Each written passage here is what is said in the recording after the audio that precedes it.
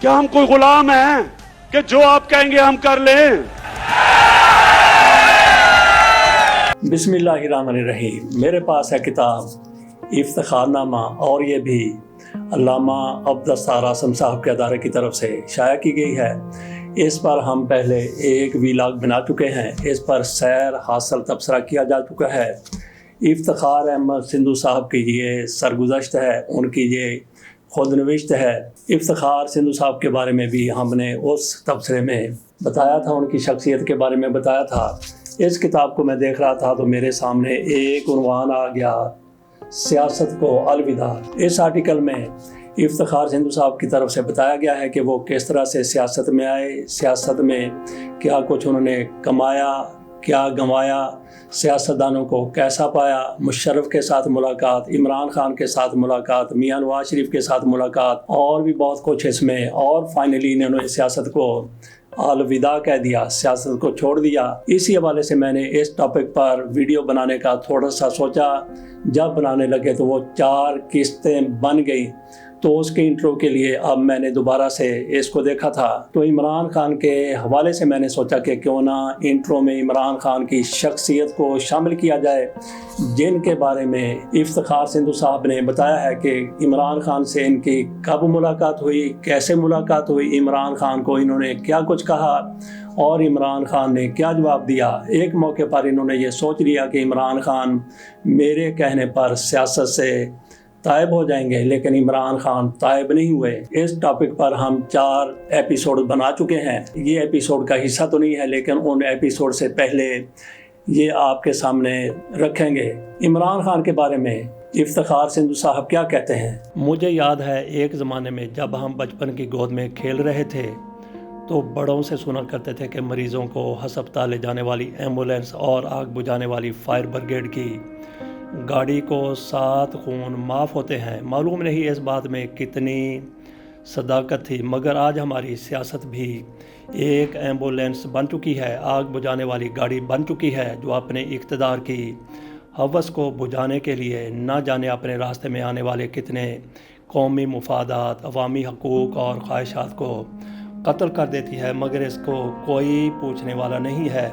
वैसे भी जिस मुल्क की तारीख़ में ज़्यादा अरसा फ़ौज हुक्मरान रही हो, कभी अयूब ख़ान, कभी याह्या ख़ान, कभी ज़ियाउल हक़ और कभी जनरल परवेज़ मुशर्रफ की सूरत में, वहाँ सियासत को गाली देने का कोई तसव्वुर भी नहीं कर सकता। वो सियासतदान जिन पर हम कभी कभार मुल्की हालात से तंग आकर लान तान करने लगते हैं, ज़्यादातर यही लोग अदारों की सरपरस्ती और इनकी आशीर्वाद से उनके एजेंडे पर आ जाते हैं। और अगर इनमें से कुछ लोग बाद में नेक बनने की कोशिश करते हैं तो उन्हें उनका माजी दिखाकर उन पर खश्तबारी की जाती है, जिसके नतीजे में वो या तो सियासत से किनारा कशी इख्तियार कर लेते हैं या वो दोबारा एस्टेब्लिशमेंट के ज़ेरे असर आ जाते हैं। पाकिस्तान के इस वक्त जितनी भी बड़ी जमातें इक़्तिदार में आईं वो किसकी तख्लीक हैं, ये बताने वाली कोई इंकशाफ कुशाफ बात नहीं, मगर ये भी तस्लीम करना पड़ेगा कि एस्टेब्लिशमेंट के ज़ेरे असर रहने के बावजूद इन सियासी जमातों ने अपनी अक्ल और बसात के मुताबिक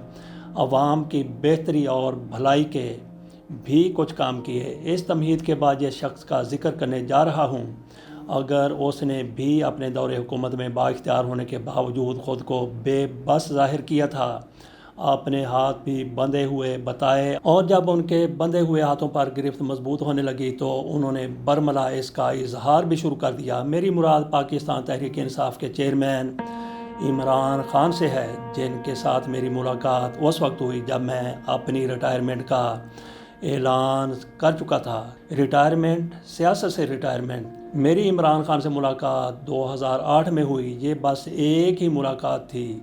नवाज शरीफ से भी मुझे एक ही बार मिलने का इत्तेफाक हुआ, मगर मुझे याद है कि ये कोई इतनी अच्छी मुलाकात नहीं थी। इमरान खान से मुलाकात से कुछ देर पहले मुझे सियासतदानों की नफ्सियात बारे एक मगरबी मुफक्कर एस बारले की एक यादगार तहरीर अल्फाज की सूरत में मेरे हाफ़ज़े की तख्ती पर नमूदार हुई, जिसने लिखा था, कोई भी सियासतदान मोहब्बत किए बगैर अच्छा सियासतदान नहीं बन सकता, क्योंकि सियासतदान के लिए रोमांटिक होना ज़रूरी है, और अगर वो रोमांटिक होगा तो अपनी कौम के साथ भी रोमांस करेगा। जवाब में कौम भी उस पर अपनी मोहब्बत نشاور کرے گی، اور جب قوم اپنے کسی لیڈر پر اپنی جان بھی قربان کرنے کے لیے تیار ہو جاتی ہے، اسے ہر میدان میں فاتح اور کامیاب دیکھنے کے لیے اس پر اپنا تن من دھن سب قربان کر دیتی ہے، تو اس سیاستدان پر اللہ تعالیٰ کی عطا ہوتی ہے، قدرت کی مہربانی ہوتی ہے۔ مگر وہ سیاستدان جواب میں اپنی قوم کو کیا لوٹاتا ہے، یہ اس کی اوقات ہوتی ہے۔ بہرحال عمران خان سے ہونے والی متوقع ملاقات سے قبل میں سوچ رہا تھا کہ میں بہت بڑا پڑھا لکھا ہوں، اور مجھے زوم تھا کہ میں علمی اعتبار سے بڑے افلاطون کو بھی قائل کر سکتا ہوں۔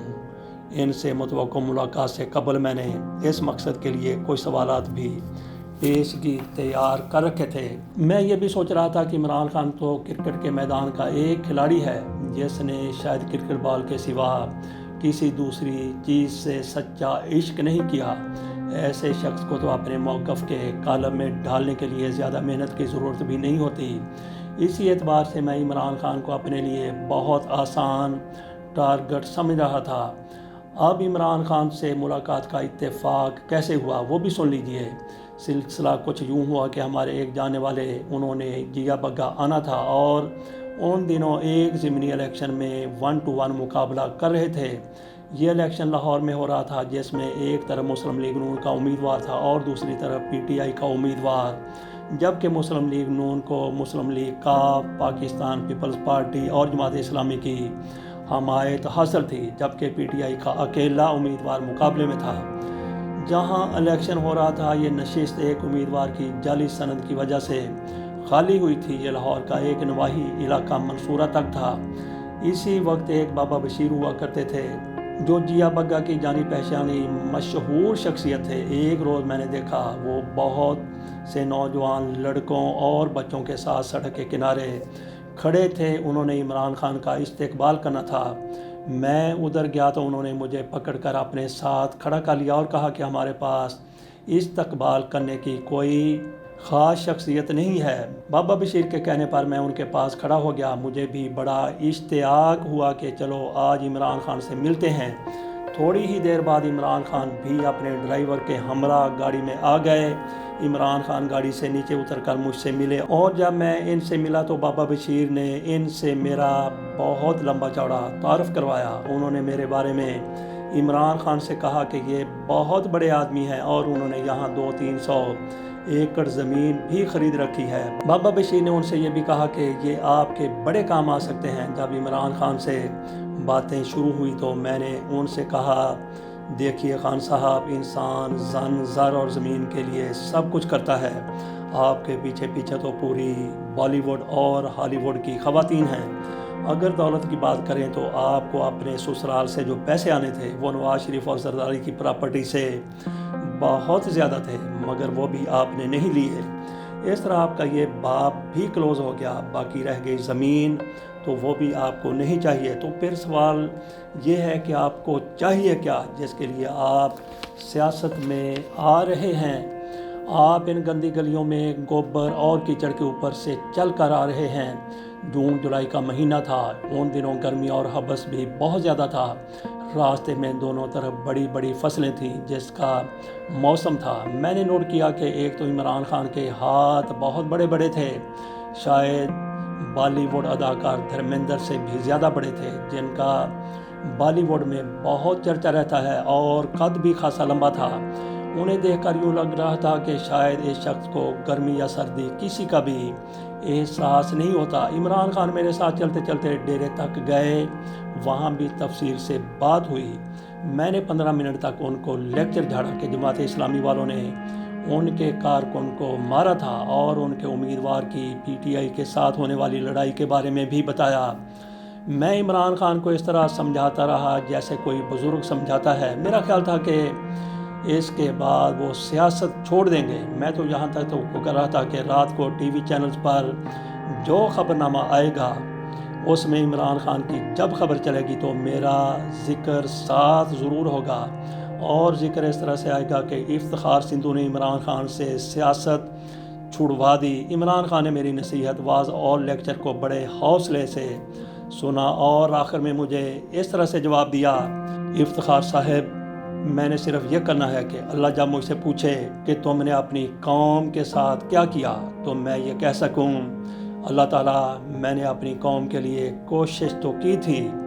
عمران خان نے جب یہ بات کی اور قوم کی برائی کے جذبے کا ذکر کیا تو مجھے اس مغربی مفکر ایس بارلے کی بات یاد آ گئی کہ اپنی قوم سے وہی سیاستدان عشق اور رومانس کر سکتا ہے جو خود بھی رومانس کا قائل ہو۔ آج میں دیکھتا ہوں کہ اس کی محبت کا دم بھرنے والے اور اسے دیکھ کر جینے کے دعوے کرنے والے سب اپنی سیاسی موت مر چکے اور وہ تنہا جیل کی سلاخوں کے پیچھے قوم کے عشق میں بیٹھا ہے۔ اگر اس کے اندر رومانس نہ ہوتا تو اس کے دل میں قوم کے لیے یہ محبت اور عشق کی بھی جوت نہ جگی ہوتی۔ اس نے ان مشکل حالات میں بھی خود کو ایک جنونی ثابت کیا ہے۔ بہرکیف میں نے عمران خان سے اس پہلی اور شاید آخری ملاقات میں وعدہ کیا اور کہا دیکھیں خان صاحب، جب تک آپ کی زندگی یا میری زندگی ہے اور جب تک آپ وزیر اعظم نہیں بن جاتے میں آپ کو ووٹ دیتا رہوں گا۔ پھر میں نے اور میری فیملی نے ان کے لیے بڑا زور لگایا جس کی مخالفت بھی ہوئی، مگر میں پرعزم رہا۔ 2018 کے الیکشن تک جتنا بھی مجھ سے اور میرے ساتھیوں سے ہو سکا ہم نے کیا۔ پھر جب ان کی حکومت آ گئی تو مجھے ان کے طرز حکمرانی پر کچھ اعتراضات بھی ہوئے۔ بہرکیف یہ ہے میری سیاست کی مکمل کہانی۔ اس کے بعد میں نے کبھی سیاست میں حصہ نہیں لیا۔